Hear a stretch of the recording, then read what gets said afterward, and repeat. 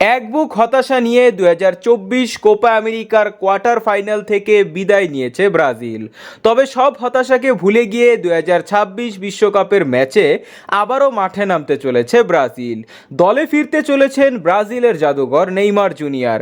তাই বিশ্বকাপ বাছাই পর্বে ব্রাজিলের পরবর্তী ম্যাচে ইকুয়েডরের মুখোমুখি হচ্ছে ব্রাজিল।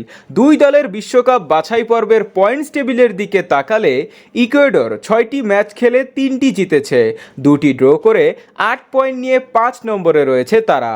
ওদিকে ব্রাজিলও 6টি ম্যাচ খেলে 1টি জিতেছে, 1টি ড্র করার পাশাপাশি 3টি হেরে 7 পয়েন্ট নিয়ে টেবিলের 6 নম্বরে রয়েছে তারা, যা সত্যিই খুব হতাশাজনক।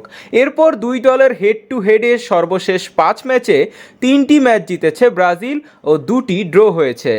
এখানে একটি ম্যাচও জিততে পারেনি ইকুয়েডর। সর্বশেষ দেখা হয় 2022 বিশ্বকাপ বাছাই পর্বের ম্যাচে, তখন 1-1 গোলে ড্র করে দুই দল।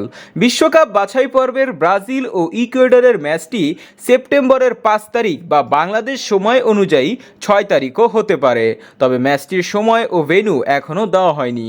যখন বাংলাদেশ সময় অনুযায়ী সময় ও ভেন্যু দেওয়া হবে তখন আপনাদের এই চ্যানেলে জানিয়ে দেওয়া হবে।